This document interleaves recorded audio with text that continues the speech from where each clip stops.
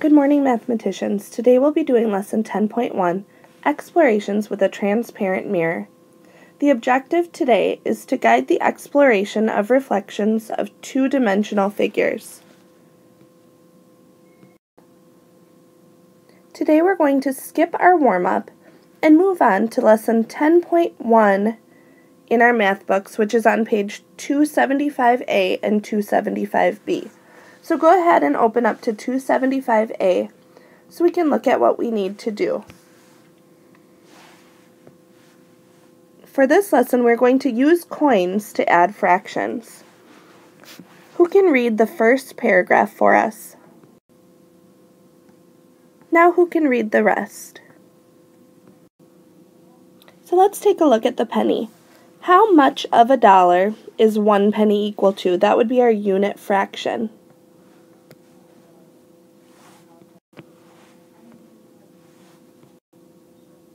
Yep, we know 100 pennies make up a dollar, so it would be 1/100th.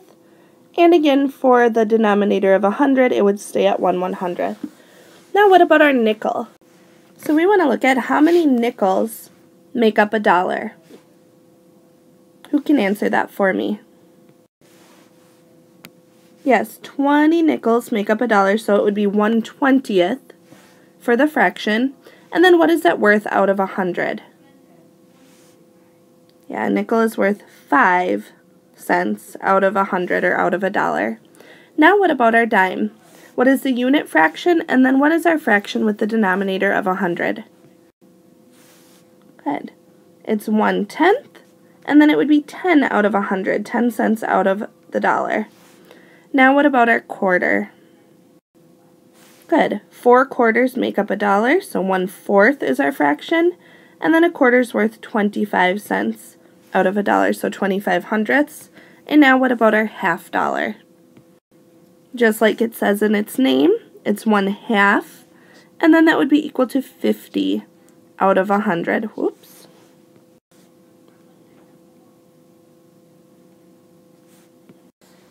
The next part of this page says for problems 1 through 3 on the next page, rewrite the equation to show the value of each coin as a unit fraction.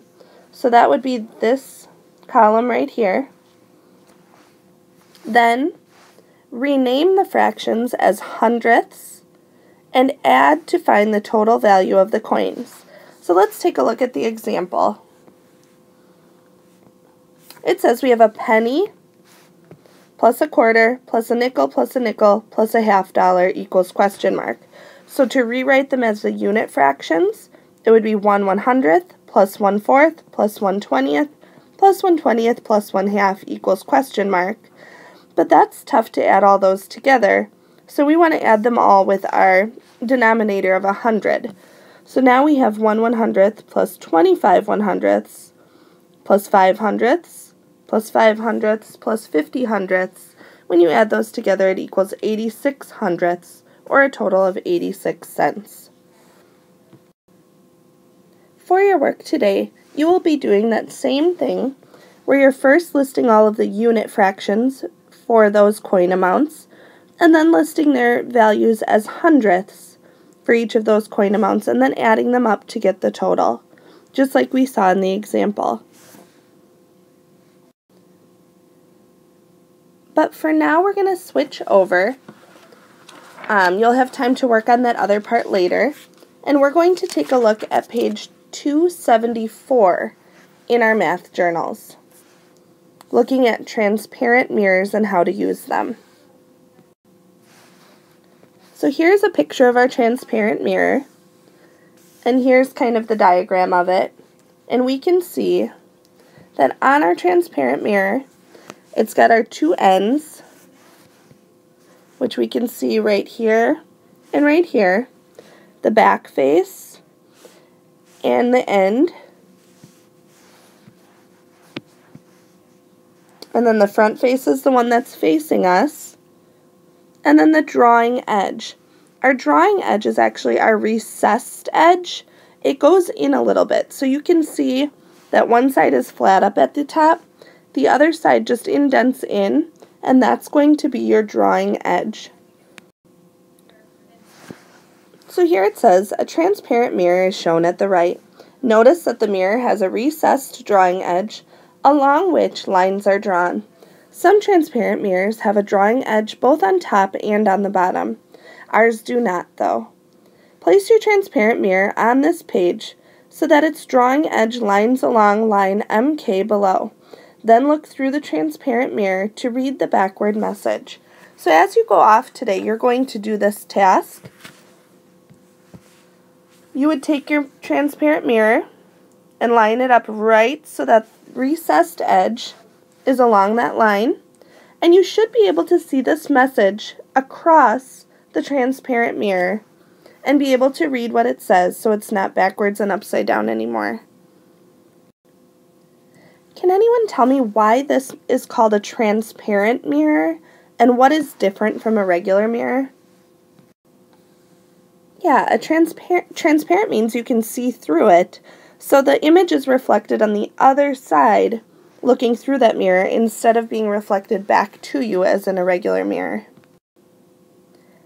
After you read the directions on page 274, you'll be working on a sheet that has the front side with Buzz, back side with Build a Clown. So for Buzz, you're just going to be practicing with your transparent mirror to get Beatrice the bee to get pollen from each flower and then make the way to the hive. So you're going to be placing this is a sheet to just practice placing your transparent mirror different places to be able to get the bee to move to all the places you want them to move. Then you'll be working on this Build a Clown activity where you're using the transparent mirror, placing it different places on the page to put a hat on the clown's head and then draw that hat. So you'll be looking through your mirror to draw that hat onto the head. And do the same thing with the other missing parts, to complete the clown picture. So you'll need the hat, nose, and mouth on that clown. Everybody can now open up their learning journeys and make sure you have the date on top for number 8 today for lesson 10.1, Explorations with a Transparent Mirror. We can check off, actually we can cross off mental math. We didn't do mental math today. Then we'll still have to complete Math Journal, page 274, once you get back to your seat with your mirror. Still Math Masters 304 Buzz and 305 Build a Clown.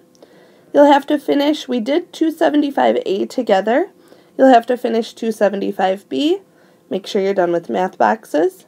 And then when you're done, Activity B is Unit 9 and 10 Blend Space Practice I. And Activity C is Unit 9 and 10 Blend Space Practice K. Make it a great day.